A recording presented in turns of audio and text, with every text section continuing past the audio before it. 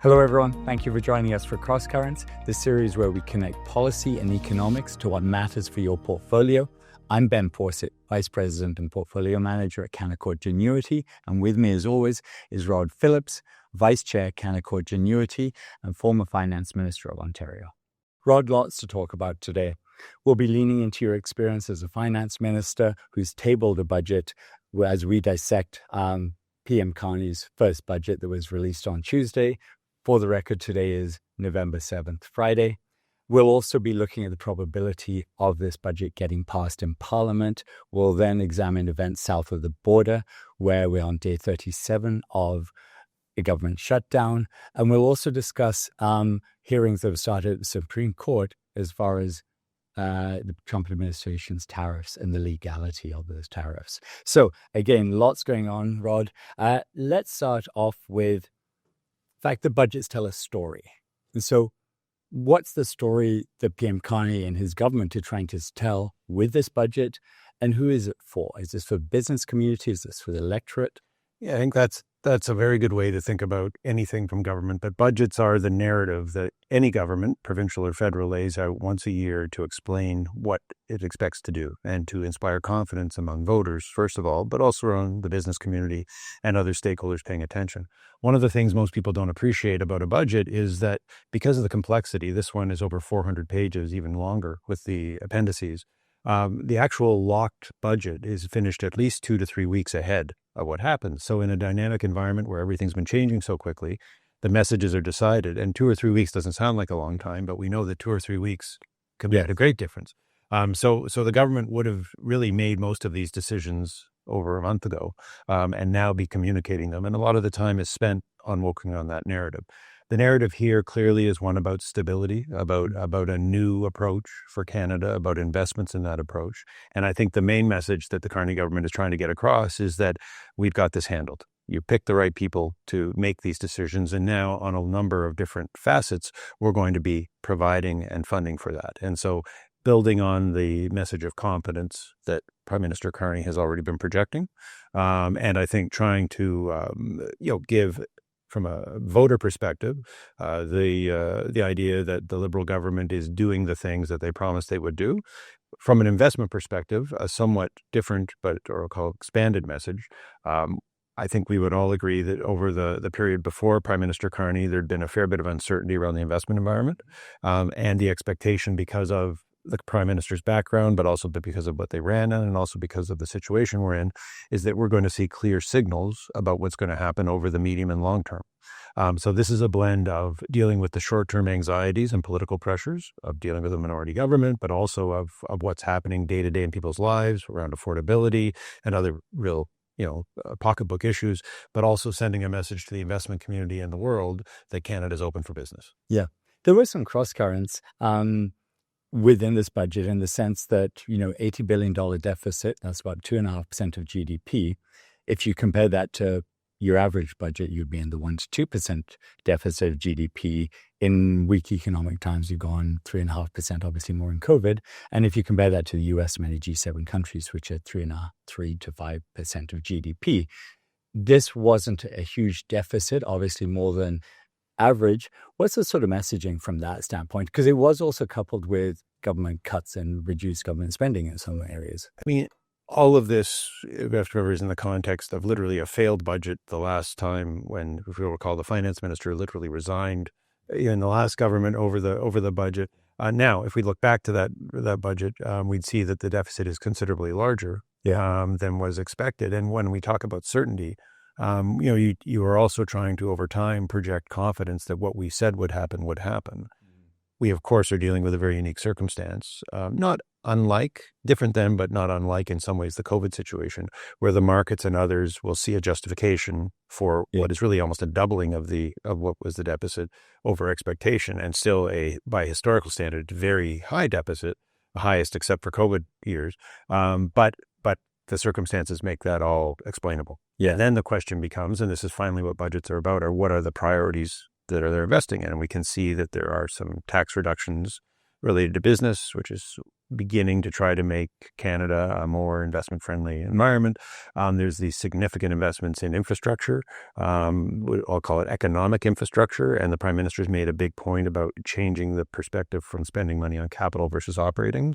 So less on programs and more on things that are building the foundation for success. And we've had a lot of talk about major projects and that sorts of things. Which we'll get to in a bit, yeah. But we also saw $50 billion in, I'll call it more community-related infrastructure, which becomes more, I'll call it political, but more retail. So they're talking about investing $5 billion in hospitals. Now, specific hospital investments has not been something the federal government has tended to target. Now, $5 billion isn't that much in the context of all that, but it's part of it. And then other community-related investments. So there's a variety of signals that are being sent around investment, but also around concerns about individual affordability. How that all lands and how Canadians accept it is the process that we're watching unfold now in terms of whether or not it's what people think, they expected from the Prime Minister. Yeah. And I suppose it is a moving target to some extent. I mean, you can perhaps touch on some of the amendments that have been made since the budget already came out. But, this probably does leave room for change down the road, maybe. Yeah. I mean, in stepping back from it, the Prime Minister is making a huge bet in terms of the amount of debt the country is taking on to say that these are the investments we're going to make. And the reason that's such a big bet is it takes away a lot of the dry powder that they might have if, for example, the country went into a recession, which there are blended expectations on. Typically, that would be when the government would want to spend money, right? But essentially, in their model, they're saying we're going to place our bets now on what's important. And one of the challenges with that is many of these things, which I think broadly Canadians have now aligned, and certainly premiers have aligned around important major infrastructure investments, the things that are going to be required to bring the resources of the country to the market. These are all investments that people agree with. They're also investments that the benefits of are 5, 10, even 15 years out. So making those long-term events now when you could be and are in many communities in the country facing short-term crises. So there is also money around liquidity for companies. There is other money that is short-term. What's that balance? And in any budget, there's always the trade-off of these things that are good for the business community and good for the economy are at the end of the day good for people, but people are hurting in many regions. So what are you doing to help individuals? And it might be great that 10 years from now, the Ring of Fire will start to open up. And according to the Government of Ontario ads, that'll create 70,000 jobs. And those would all be good things. But if I'm living in Brampton and the Stellantis plant has announced that they're moving the production south of the border, that's 3,000 families that have a problem today. Yeah. And in an environment where there's a minority government and therefore the prospect of an election any day, and frankly, where the Liberal government did reasonably well, just if we focus, I think the Conservatives won 1 seat in Brampton, the Liberals won the other 4. Yeah. There's going to be at least 4 people, probably 5, those members who are very interested in what's the short-term support going to be for those families. And that's the challenge of governing. Yeah.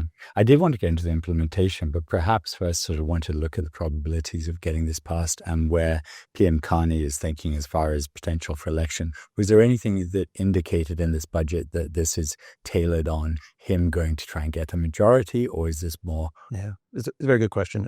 I think this was a budget that they could run an election on. It is increasingly likely based on what's happened in terms of some defections and resignations. And as you said, we sit here on November 7th. Who knows how that will evolve, but the margin has now become as small as 1 seat. Yeah. So it seems unlikely. But I think at any time you're a minority government, you need to be thinking, is this something we could stand beside? And it looks like there's a lot of meat in the budget that could be run on. Yeah. And frankly, what they've managed to do is also put the opposition into a place where they're focusing on other things. So you never want to, you can't be sure about the future, but it seems likely this budget will pass based on the evolving situation at Parliament. If the Liberals can turn that into a majority situation, even a slim majority, that has some interesting features. But the one thing I've talked about before on our sessions is one of the issues that people don't appreciate is of a minority government is the requirement to deal with committees. And briefly, anything that goes into the parliamentary process has to go through committees. And where opposition control the committees, that makes life more awkward. And there was an example of that this week where committees have called the Prime Minister, the Chief of Staff of the Prime Minister, and the CEO of Brookfield, and essentially by law mandated they must come and appeal in front of a committee to talk about the potential issues that any of those people I think about distract. This is the kind of thing that not having a majority makes day-to-day life difficult. So it is easy to understand why the Prime Minister might want to get himself to a place where, again, through the control of those committees in the Parliament, with a working majority, he could not have to be showing up at committee and explaining his investments. Yeah, it makes sense. So, I mean, looking at the math, the government needs 172 votes. They're 3 short, or they were 3 short a week ago. Conservatives and Bloc hard no. NDP, not clear what's going to go on there. Elizabeth May, probably no. We've had one Conservative cross the aisle. We had another resign today, but we don't know if they'll be voting or not. Could you just talk us through the scenarios that you think that this gets through? So there's a role in Parliament called the House Leader, which is the person whose job it is to make sure the government's agenda gets affected. And this is often and there'll be House Leaders for each of the other parties. Okay. Those conversations would be happening. Yeah. Of course, there's also a part overlaying this is what is the confidence of various other parties about what would happen if there was an election. Yeah. And to the extent that the wind is blowing behind the back of the current government, others are not going to want to test that. Yeah. Very difficult for the opposition and Pierre Poilievre to support this budget, given the deficit and given the general role of oppositions. Yep. It would be unusual for an opposition support a budget, but there are lots of mechanisms, including people not showing up to vote, therefore creating a different numerator denominator situation on the vote that can be used. So there's a lot going on. There are some other things happening. The details now, in addition to the budget, the government has chosen to put through an omnibus piece of legislation, not unusual in budgets, but that moves a number of other issues. And there are a number of other smaller issues now that could become flashpoints. One is they've brought back a controversial law that would not allow people to make purchases over $10,000 with cash. This is something that was pushed back on before. So these are the kinds of things that governments slip in to budget bills. They just put a little mention of it in the annex, and then they put it into the bill, an omnibus piece of legislation. So there may be things in there that start to spur reactions to people that could cause the government issues. Now, they can always remove things again from these bills, but I would say based on what they presented, they're showing a fair bit of confidence that this is something that they're going to be able to get through. Yeah. And they're trying to get their legislative agenda lined up with their political agenda by putting a lot into this budget that they can then run on. Given they're in a minority parliament, they don't have to keep going back. One big vote. It's kind of the Canadian version of the one big bill. Yeah. Fair enough. And we haven't actually seen them, add anything that might placate some of the other the voters they need. Yeah, and that can be a give or take. And we may be entering a situation, people who follow American politics will remember Joe Manchin, who was a very influential senator who became an independent in the U.S., but he was able to do very well for his home communities by being the swing vote. So Elizabeth May, there may be an airport in her riding's future or whatever she liked. So the signaling at this point, anyway, from what you've seen, suggests that the government has a certain amount of competence anyway that they get this passed. I would say based on the beginning of the week to the end of the week, it's moved in their direction. Yeah. And I think that we'll see, over the really next several weeks. Yeah. But so far they've been able to get what they want done. Yeah. And I think the Prime Minister, much as there's many challenges with what's going on with the trade situations and his challenges getting things done there would be happier, if they got to the end of the week. If you started at the beginning of the week, they'd be happy where they are right now. Yeah. Yeah. And I think we get the vote on the 17th, potentially anyway. You mentioned getting things done, and so they want to sort of lean back on your experience, having tabled budgets and actually executing on them, what's involved here, because there's a lot, there's 400 plus pages. Just talk us through, when will this impact the Canadian economy and, from an investment standpoint? So already the government has, from a financial markets perspective, from an investment perspective, sent signals about expectations of deficit, debt, borrowing. So there's already a series of models that are being changed, around the world by people who lend Canada money, and particularly those who focus on the Canadian economy, saying what are the key factors and important issues, the raise in interest costs because of the increasing deficit. At the out year of this budget, the actual interest costs are over $70 billion just paying interest, and that rapidly becomes one of the largest costs. The signals that it's already sent with regards to defense expenditures, for example, those are already being acted on. The Prime Minister's committed to spending $9 billion in just this year. And it's interesting for another Another thing, I was up in Ottawa and in the finance building, it was called the Flaherty building. And I was saying to somebody, they were just green shirts. The only people I could see, they were all military guys. I think, because they're trying to, they figure out how to prioritize the spending, but that is a huge commitment over to us. And so there's a whole bunch of economics around that, around the companies. We've seen the Prime Minister test driving submarines every time he goes to, as he was Korea and Norway. So those signals, because they're now codified in the budget, the expectation of it passing moves things forward. Yeah. And then, politically and policy wise, it's very important on a budget not to talk about the things as done until the legislation passes. You can't presume the will of Parliament by saying this is going to happen. Okay. But the signals are all being sent, and really following the passage of the budget, if that does happen, then bureaucrats will start to take action on the various items, programs that were put in place to support liquidity or other things for companies. There'll be programs in how to apply for that liquidity. You can be assured that many companies are already well ahead of that process that are looking at those challenges. And the actual implementation of the various commitments starts to then become the business of government. And I think this is an important point, because I believe the perspective from Ontarians, Canadians everywhere, was generally that the government historically, federally, had not been very good at implementing. So we're going to see now if this new government under Carney, with his new leadership, can actually get things done. Okay. So we have the announcement coming up of more major projects. There's a real expectation that it's not going to be just talk. Okay. And I think there is pressure on the government to be good at not just saying something, but actually doing something. So we get concrete action. I mean, speaking then, I think it was Grey Cup Sunday, 16th. Yeah. I mean, second tranche of the major projects expected by then. Any sort of thoughts on what we might see? The initial ones were perhaps a little underwhelming. Yeah, listen, I think the initial ones were the ones that they knew they could speak to because they were more or less done. Yeah. And so that was underwhelming in as much as it was, didn't I hear? Oh, yeah, that's right. I've already heard about that one. Yeah.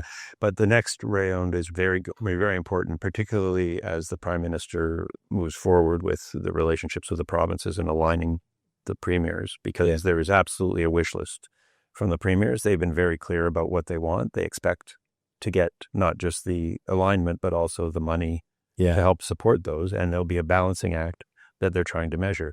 One of the speculations about the reductions in federal spending, we didn't really talk about that, but there's talk about around a 10% reduction in the federal civil service over time as part of cost measures, saving measures in the budget. There was a lot of speculation about cuts to transfers to the province. That didn't happen. Okay. So that's going to be, from a provincial federal relations perspective, a good thing. Yeah. But the next thing, very quickly, it's kind of, what have you done for me lately? Is going to be, what about the Ring of Fire? What about Churchill if you're Wab Canoe? What about the pipeline, the most controversial one, talking about a pipeline to Tidewater in the Pacific? And how do you balance, Premier Eby and Premier Smith?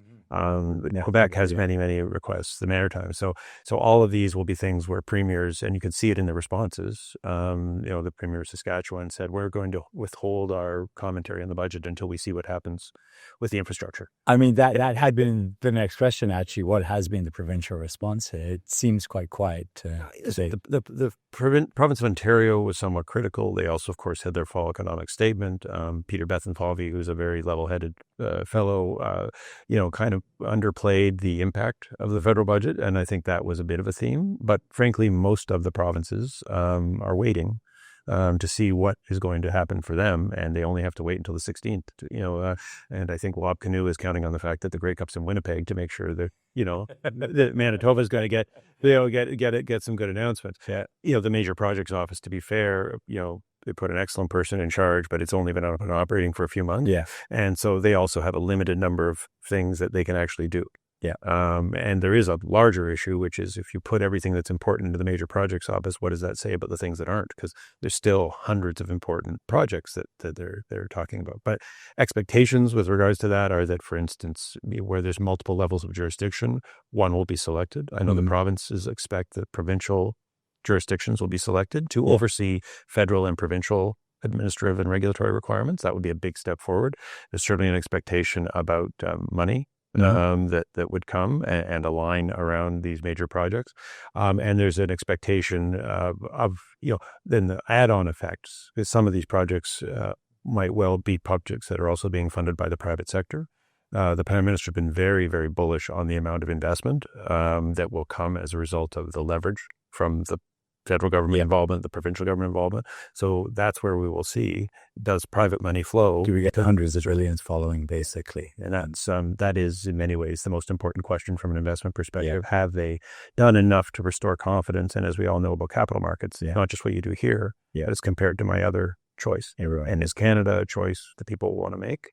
The Prime Minister and the Premiers are counting on it. Yeah. Is that unlock and you get those hundreds of billions of dollars of foreign investment coming in? Before we move the discussion to south of the border, just Ontario had a full fiscal update. Anything noteworthy? Listen, I think this was more traditional. As I mentioned, the previous expectations about federal deficits were only half what this one was. The province has had some sort of steadier hands in terms of just consistency. So deficit projections, although still $13 billion deficit, are actually a little bit lower than was well expected. There were some strategic investments from a liquidity perspective for Ontario companies.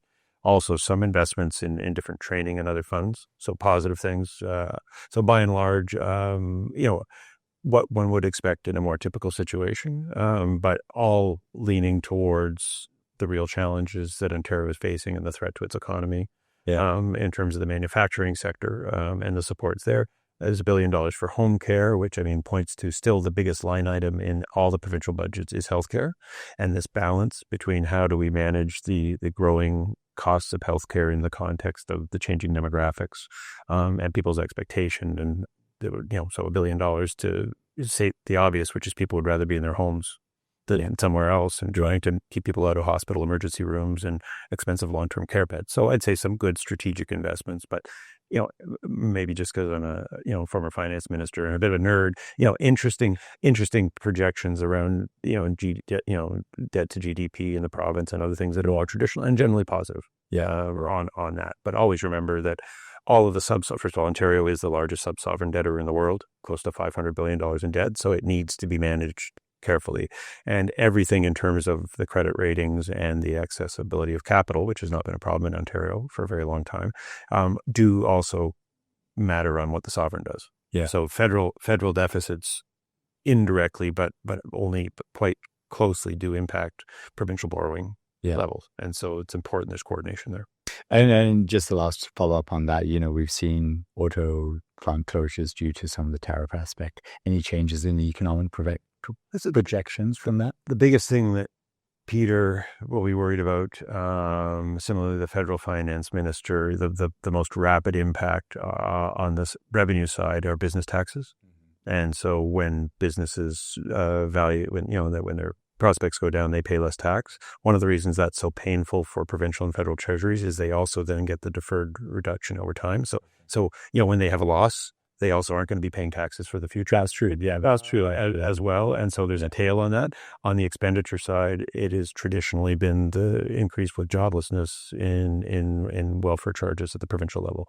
And so that was an unspoken with the programs that were put in during COVID by the federal government. They actually propped up the provincial governments by the direct income supports, which were non-traditional that were provided during COVID.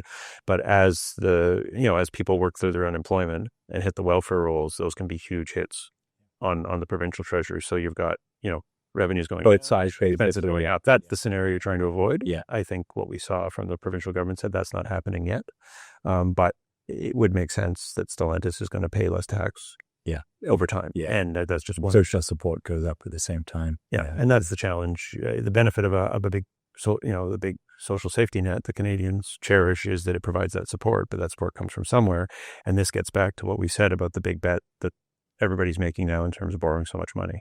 Traditionally, that's when you need to have dry powder to support those things and support those businesses.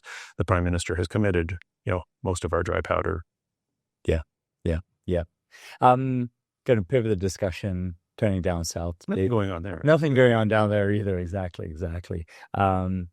Day 37 of a government shutdown. We're now seeing, potentially air traffic controllers, issues on that standpoint. Flights might be cut. Republicans haven't done well in some local elections, as well as, potentially there could be an economic cost to this longer term. And, again, we're 1 year from midterm elections in the US now. So the state of the economy is starting to matter. It feels like pressure is finally ratcheting up. Where do we go from here, and how do we get this across the line? Yeah, listen, I think that is exactly the situation. There's going to be a lot of analysis and thought put into what do the elections in New Jersey and Vermont, to a lesser extent in New York, although that will attract a lot of attention, mean to the Republicans and President Trump. They've been so unpredictable. I'm not sure what we can interpret from that. And I think the answer might well be to double down and press harder. So those elections are going to be the only real signal before the midterms, which are just a little bit under a year away, that will start to signal what is the actual prospect for the continuation of the Trump agenda. Or are we going to fall back into a situation where, with at least one of the houses, in Washington in Democrat hands, we're, more aggressively on the impeachment and other that would fairly follow from a Democratic victory. So that's going to be the beginning of what is going to be a 12-month story of conversations on that. And as I said, it's the only real signal we're going to get. And that signal strongly showed that people are concerned. And now you're going to get a lot of interpretation about why, right? Yeah. But a number of the non-traditional voting bases that had voted for Trump in some of these states, which, to be fair, are largely Democratic states, swung back to the Democrats. Yeah. And so that's the signal that's coming out early. The other, huge question that is started to be answered is around the president's use of IEPA in terms of putting tariffs into place. Lots of people speculate on what different Supreme Court judges will and won't do, and we need a legal podcast maybe to talk about that. Yeah. But I think the general conclusion, if I was to summarize, is that by and large, the justices were skeptical of the president's use of the power. And there's a reasonable chance that sometime in the next couple of months, not sooner necessarily, it could be, but typically these things take time for the Supreme Court to decide. They will do one of three things. They will either confirm the president's capacity to do this. Yeah. They will say he didn't, or they may well refer back to the lower courts to deal with the details, kind of saying, yeah, they kind of made the right decision. Go away and think about it again. Yeah. And tell us what you would suggest as remedies. Yeah. And that, of course, means that they can come back up to the Supreme Court a second time. Yeah. On the remedies. But this is, hundreds and hundreds of billions, probably $1 trillion by the time. Yeah. It gets it has to be refunded, basically. And the president's team has said, in addition to saying they believe they have the right to do this, they've also put a real focus on, but we have other plan Bs. And there are clearly ways that the U.S. can impose tariffs, but whether that can be done without referral to the Congress is a question.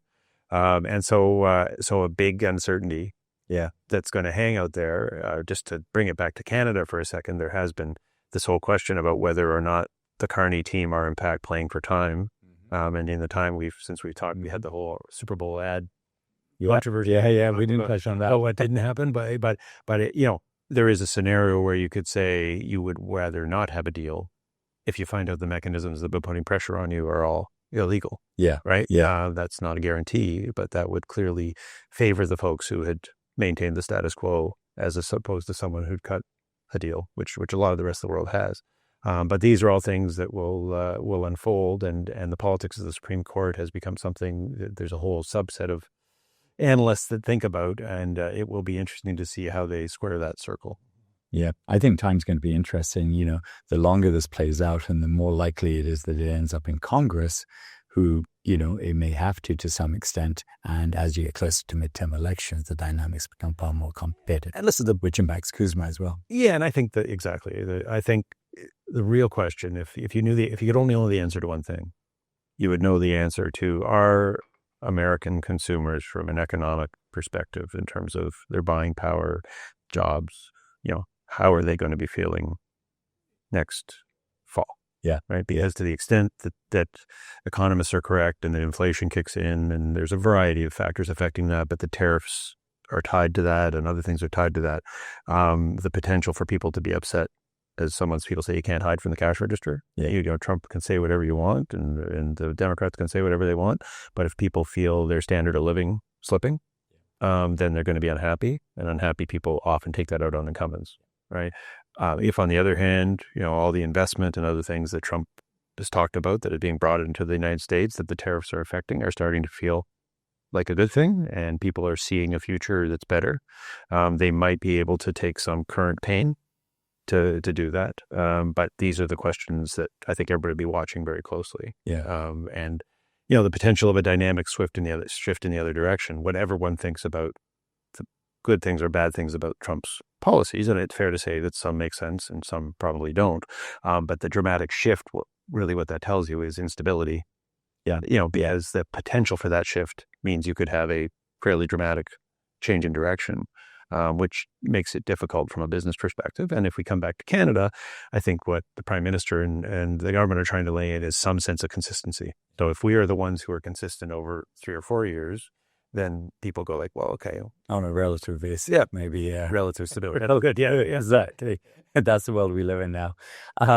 Perhaps that's a good place to wrap up. I just want to get your thoughts on what we're watching over the next couple of weeks. Obviously we've got a vote, so we're watching what the NDP and how the parliamentarians are going to be doing.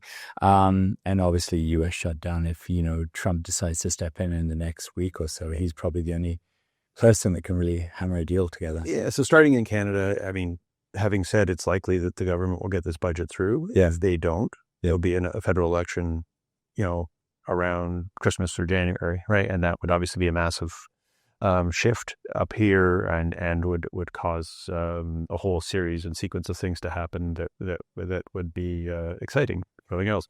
Onward. I think there's continued. I think we just need to watching this regularly now. There's the current economic environment. There's continued erosion in the Canadian economy and the Canadian business, and we're seeing contracts move south. Quietly, not all of them are Stellantis, but you certainly hear about those businesses. And so pressure in that regard, more broadly, with all the discussions about is AI a bubble, is there bigger other issues that are affecting a macro that obviously affects Canadian and global markets. In the US, I think, we'll see the fallout and analysis and a consensus emerge about what the elections meant. But as is always the case now, there won't be one consensus. There'll be two distinct consensuses for the two sides about what that means, and we'll see the impact of that. The government shutdown simply has to come to an end because eventually, things like air traffic and these things are happening. The courts just whether they punt those another question, or almost inevitably, but just the punt, and the question is who will have won. So I think I would watch for the winner because again, if moves are made, the Democrats have been very clear it's around healthcare premiums. If there is some deferral or support of those healthcare premiums, then that'll be another signal that the Democrats have had some impact. That I think has been made less likely by the fact that the Democrats were successful in the elections, because the Republicans won't want there to be both the election result and a loss on the government shutdown. But eventually planes have to fly and people have to get paid. And we have very serious things. The government was just ordered yesterday to pay the SNAP benefits, but this is literally food stamps for 43 million Americans. And you can't not feed people. And so I think that will likely get resolved and there'll be a winner, right? And then and that's just the next 2 weeks. Both sides are claiming their winner. And there's one thing as well. There was a prediction to this bigger issue about where are Americans going to end up in terms of their economic sense. There was a talk about being, a not so great Christmas because of some of the import toys and the costs. So that will actually become a reality, or not. And how do people feel? Obviously, these things are, as you know, in business and in the economy, it's a lot about sentiment. How are people feeling about, like I think the president famously said, you don't have to buy your kid $5, you can just buy them one. Well, we'll see how Americans feel about that. Yeah, they do like to spend. So, okay, that's great. Yeah, thank you once again. Very comprehensive discussion. And thank you for joining us for Cross Currents till next episode.